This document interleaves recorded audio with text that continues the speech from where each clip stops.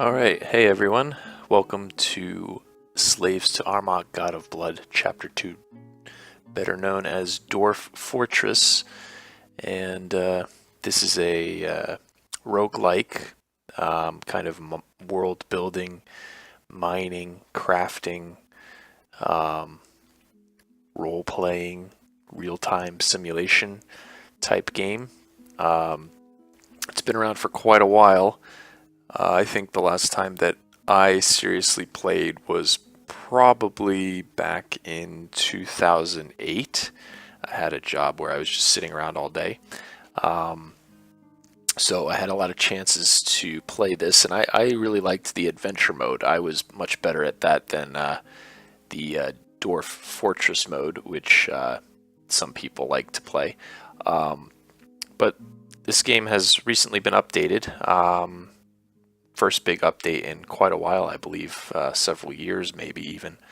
And I'd like to check it out and play it, do a let's play here.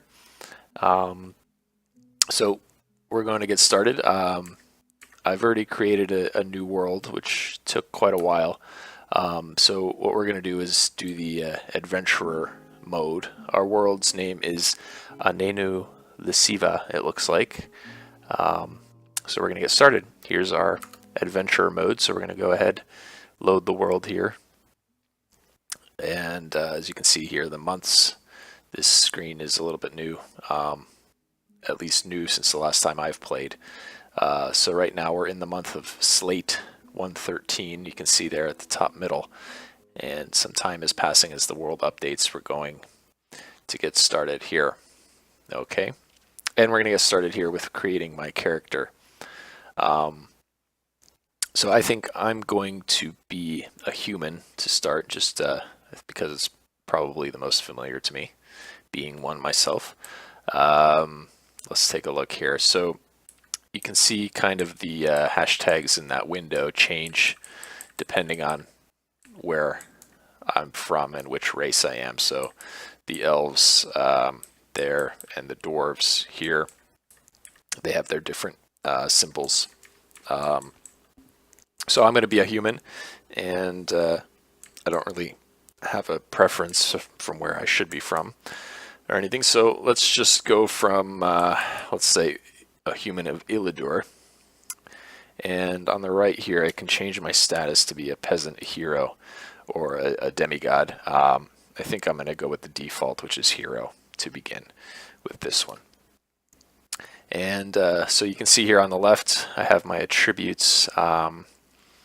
And what we can do is increase or decrease these with the points that we have remaining, which is 35. So I'm not sure how useful some of these things like musicality, kinesthetic sense, and stuff like that is going to be in this version of the game.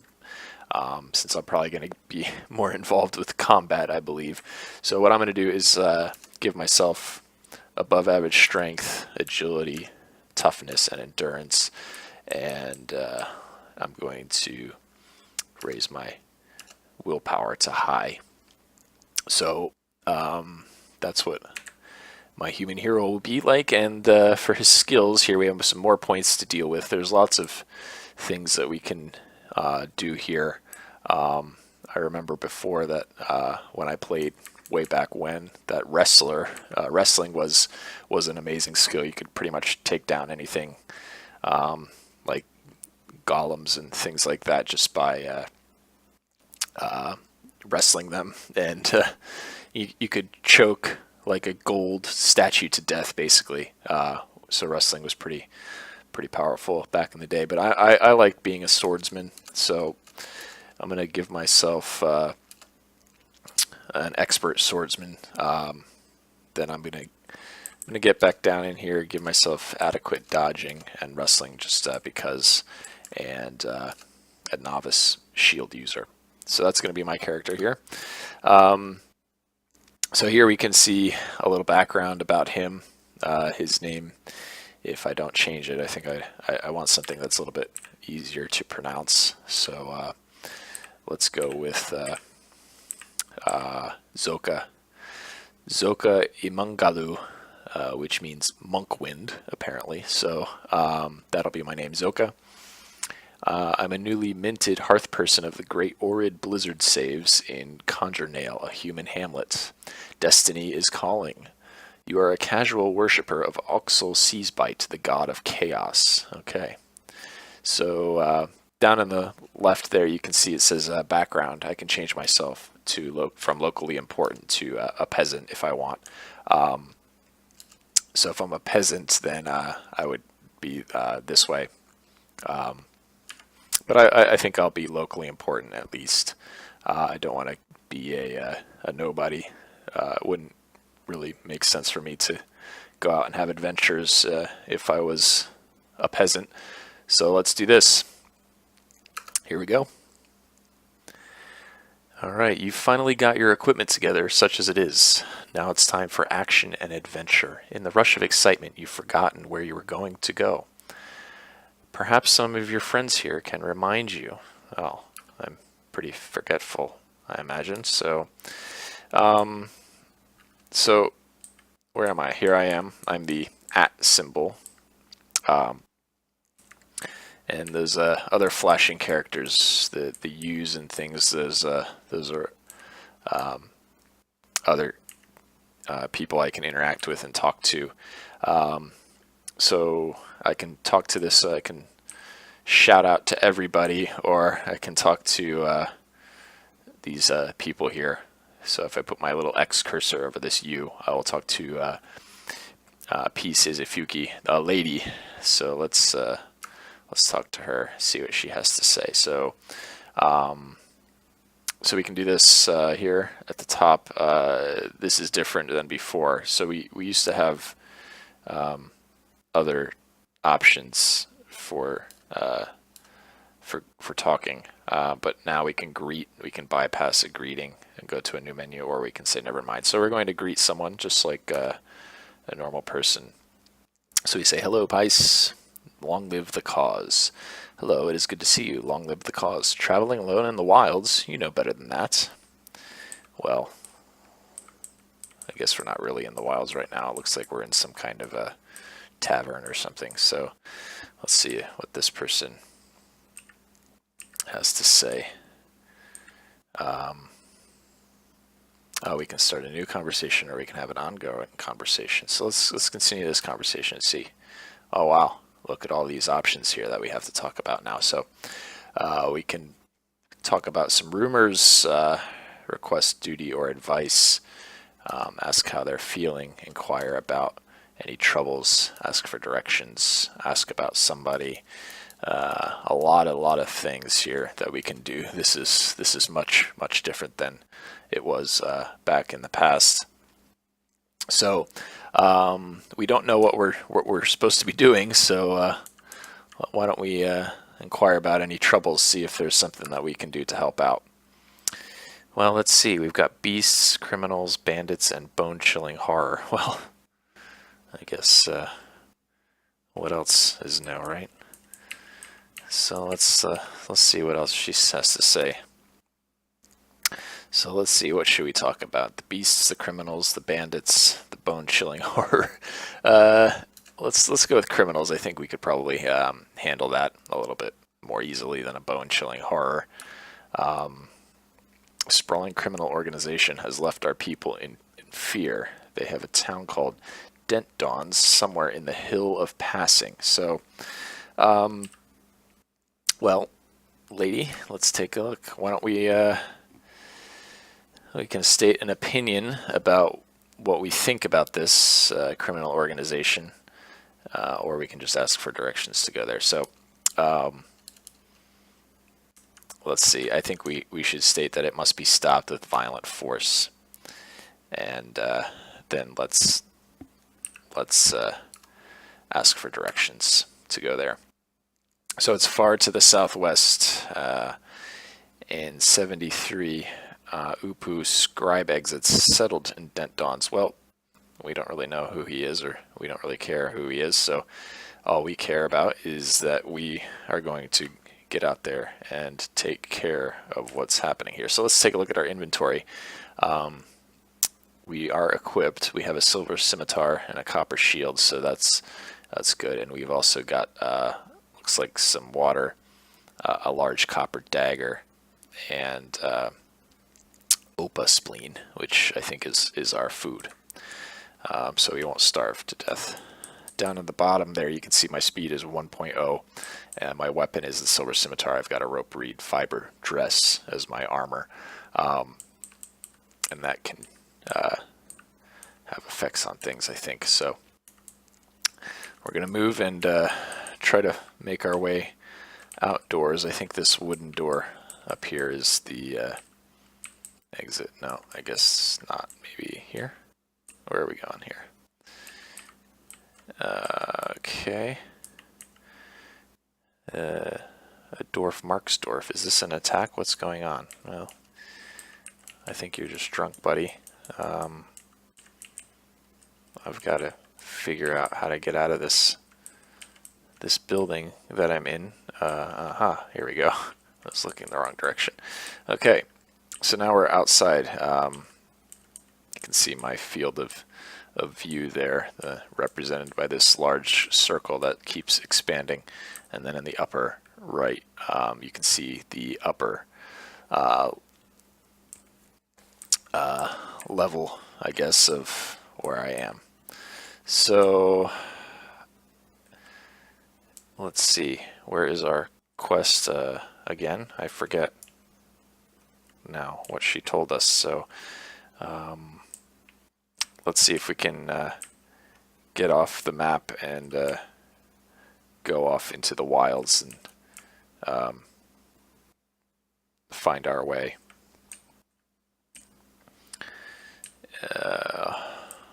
I'm really not sure too much about the commands, so you'll have to bear with me as I take a look at the key bindings here. Let's see what we can do. So we can get companions, drop an item, eat and drink, blah, blah, blah.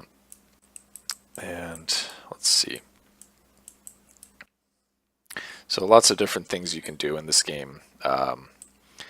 It's pretty ridiculous, the amount of detail that goes in, and I hope we can get into some combat so we can see those kinds of things that happen. So it looks like here we have the travel keys. We can take a look and see if that'll help us. So Q is our adventure log and information, so maybe that'll help us see where we need to go. So okay, so there's a whole lot of stuff there on the right, some groups, beasts and things, people, events, agreements, sites, any number of things here. So we want to go to Dent Dawns, which I'm not really sure where she said it was again now. Let's see.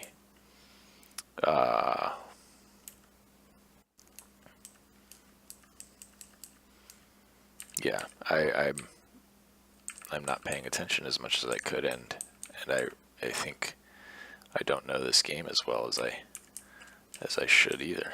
But that's okay. We're gonna all learn together and figure out what's going on. I know in the past that the symbol for the quest was an asterisk. So if we see an asterisk on the map, then we know that's where we need to go to. So let's see. Okay, we can press T to travel. Okay, so this is more useful. So let's take a look, see if we can find Dent Dawns. And maybe we can look at the map here as well, or Q for our log. Can we filter Dent Dawns? Aha, there we go. So where is Dent Dawns? Center unselected. Okay, there we go. So it's down to the lower left of the map that we are on. So let's head that direction, see if we can't get to Dent Dons. And we need to take the road to go over the river. And let's see here. Conjure Nail, the Hill of Ticks. This is not really helping me too much. Okay, so we're still pretty far away if that's where we're at on the map. If that X on the right side is where we are, then we have still got a ways to go. So we can travel on this map, and there are mountains and rivers and other obstacles that we can't get around unless we take the correct path. And we're going to do our best to do that without getting ourselves into too much trouble here. So why don't I say goodbye for now, and I'll be back with you when we arrive in the correct location. Okay, so I'm surrounded by incessant cackling, which doesn't really seem too good. I'm drowsy, I'm hungry, I'm thirsty. I'm gonna drink some water and eat some of my Opa spleen. So hopefully, my water turned to ice. So that's not good. Let's see what's going on now. There's some kind of a flashing dot on the screen here. So I think this is an enemy in front of us. So yeah, it's a bogeyman. And from what I've read online, I think the bogeymen are not very good people at all. So they're probably going to kick our butts because we're not very well prepared. So we'll do our best here to see what we can do. So he's bitten us, bruising our bones. He's latched on. He's punching us in the foot. We've broken his grip, but he's kicked us now. So yeah, this is not going to be good. So you can see the detail there. He's punched us in the fifth toe right foot with his right hand, shattering the nail and bruising the skin through the hemp plant fiber shoe. So this kind of detail is something you will only get with Dwarf Fortress. It's just unbelievable, rich detail, and that's part of the fun. I think the game's motto is losing is fun. So you can see that this is something that has been worked on with quite a lot of detail and love, and just crafted with all of these kinds of ideas in mind, and it really has benefited from that, as you can see. So I'm not sure how we can attack. I think you used to just be able to just run into someone to attack them, but okay, so let's see. Yeah, it's still the same. The keys, you can move to the attack, or you can attack in the same square if you just press the 5 key. So we're on the same square. We're on the ground actually now. You can see on the bottom there, which is not good. I think there's a way we can see our status, where we are injured, and what kind of condition we're in.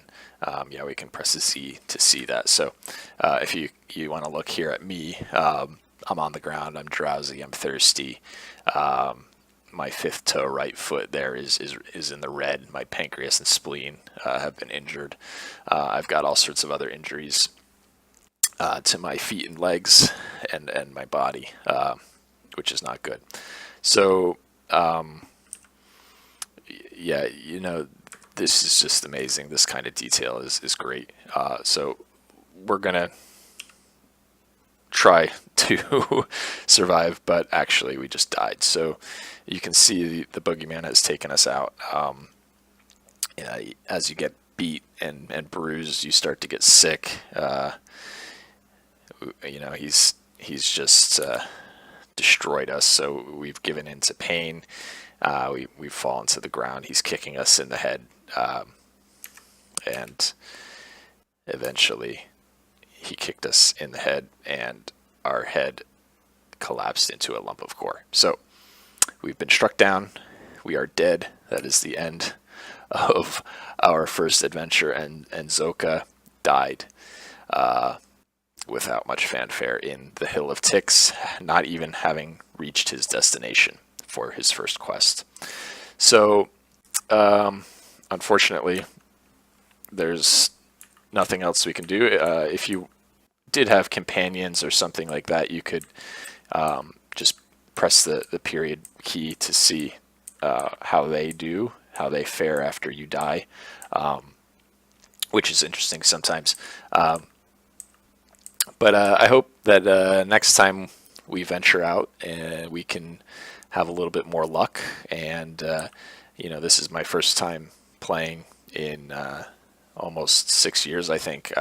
Just been a really long time since I've even taken a look at this game, but I really want to get into it and maybe start a series. Hopefully we can survive a little bit longer, get a good character, figure out the controls a little bit more. I'll do some research, and when we come back, I'll see how we can fare next time. And I hope you enjoyed this video. It's my first Let's Play. If you have, please let me know. Leave a like, or just leave a comment even. If you want to give me some suggestions or advice, that'd be great. And I hope that I get some feedback, and we can come back and do another video for you next time. All right, thanks a lot, guys, and I will see you next time.